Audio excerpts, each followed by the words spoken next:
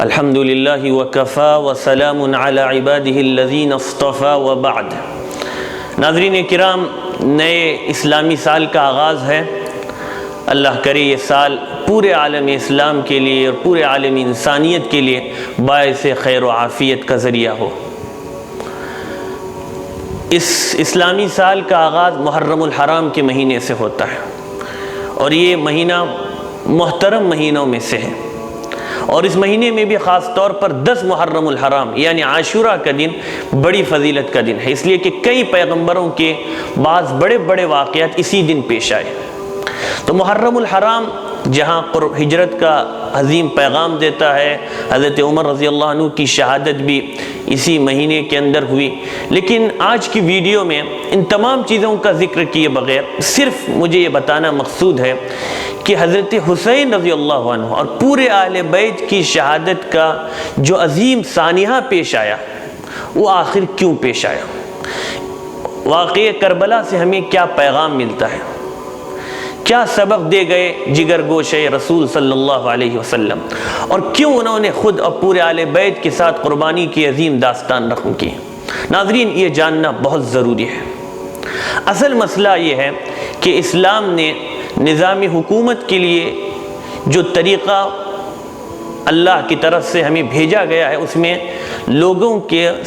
کا انتخاب کرنا ہے، سلیکشن ہے، الیکشن نہیں ہے۔ الیکشن اور بادشاہت کا نظام یہ پسند نہیں کیا گیا، بلکہ مطلوب یہ ہے کہ کسی بہتر آدمی کا انتخاب کیا جائے اور وہ لوگوں کے مشورے سے مسائل کو حل کرے، اور اس کے ارکان شورا کے لیے بھی یہ ضروری ہے کہ وہ عادل یعنی دینی و اخلاقی لحاظ سے قابل اعتماد ہو، صاحب علم ہو، اس کام کے متعلق اسلام کی تعلیمات سے واقف ہو، صاحب رائے ہو، موقع محل کی نزاکت سے آشنا ہو، اور ضروری حد تک لوگوں کی نفسیات بھی سمجھتا ہو۔ لہذا جو لوگ ان شرائط پر پورے اترتے ہو انہیں شورا کی رکنیت دی جاتی تھی۔ یہ تھا نظام۔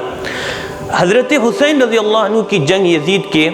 اس اقدام کے خلاف تھی جس میں وہ خلافت کے بجائے بادشاہت کے نظام کو نافذ کرنا چاہتا تھا، یعنی باپ کے بعد بیٹا، بیٹے کے بعد پوتا،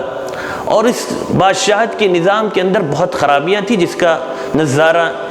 تاریخ نے بعد کے ادوار میں دیکھا اور آج تک دیکھ رہی ہے۔ تو بہرحال حضرت حسین نے اسلام کے اس صحیح نظام کو باقی رکھنے کے لیے کوشش کی، اور خود اپنے گھر والوں کے ساتھ اپنی جانوں کا نذرانہ اس کے لیے پیش کیا، اور پھر وہیں سے بادشاہت کا نظام شروع ہوا، یعنی اب تک خلافت کا نظام چل رہا تھا، اس کے بجائے بادشاہت کے نظام کا آغاز ہوا۔ لیکن اس کے بعد بھی خلافت کسی نہ کسی صورت میں بعد کے ادوار یعنی بنو امیہ، بنو عباس اور سلطنت عثمانیہ کی خلافتوں کی صورت میں 1924 تک چلتی رہی، جس میں اور اس دور کے اندر بڑی حد تک شریعت کے قوانین نافذ رہے۔ یعنی یزید کے دور سے جو بادشاہت کا جو نظام شروع ہوا وہ بھی ایک خلافت تھی، لیکن وہ خلافت نہیں تھی جو علی منہاج النبوہ 100% اسلامی طریقے کے مطابق ہو، لیکن بہرحال اس میں ایک بڑی حد تک اسلامی قوانین پر عمل ہوتا رہا، اور یہ سلسلہ چلتا رہا خلافت عثمانیہ کے خاتمے تک، جو 1924 میں آ کر اس خلافت کو دشمنوں نے بڑی عیاری اور مکاری کے ساتھ ختم کیا۔ پہلی جنگ عظیم میں سلطنت عثمانیہ کو شکست ہوئی، اور اس جنگ میں 4 سال کے دوران 1 کروڑ کے لگ بھگ افراد لقمہ اجل بنے، اور 2 کروڑ کے قریب زخمی اور ناکارہ ہو گئے، اور پھر خلافت عثمانیہ کی مختلف علاقوں پر متحدہ فوجوں نے قبضہ کر لیا، حتیٰ کہ مشرق وسطیٰ یعنی مڈل ایسٹ میں عراق، فلسطین اور مصر وغیرہ پر فرانس اور برطانیہ نے تسلط جما لیا، اور اس سے پہلے بڑی سازش کے ساتھ ترکوں اور عربوں کو قومیت کی بنیاد پر، کہ آپ عربی، اجمی، قومیت کی بنیاد پر ایک دوسرے سے لڑایا گیا اور متنفر کرنے کا ماحول پیدا کر لیا گیا، اور پھر 1924 کے بعد سے آج تک مسلمان صرف اپنے چند آئلی مسائل یعنی پرسنل لا تک محدود ہوئے یا پھر کر دیے گئے، یعنی اب پوری شریعت پر عمل نہیں ہو رہا، اب چند پرسنل لا، چند آئلی قوانین ہیں، اس پر آزادی ہے، اس پر عمل کر سکتے ہیں۔ تو یہ مختصر چند باتیں تھی جس کو موقع کی مناسبت سے پیش کرنا مناسب سمجھا گیا، لیکن بہرحال حالات کیسے بھی ہوں ہمیں یہ کوشش کرنی چاہیے کہ اپنے دائرے اختیار میں ہم جتنا کر سکتے ہیں ہم اسلام کی جو تعلیمات ہیں اس پر عمل کرنے کی کوشش کریں۔ آج بڑے افسوس کا مقام یہ ہے کہ ہم بہت سے ایسے ادارے چلاتے ہیں، لیکن اس اداروں میں بھی ہمارے پاس وہی قوانین ہیں جو انگریزوں نے ہمیں دی۔ ہمارے دستور کے اندر بہت سے ایسی باتیں ہیں جو اسلام ان نظریے سے دیکھا جائے تو اسلامی نظریہ نہیں، بلکہ وہ انگریزوں کا تحفے میں اور ورثے میں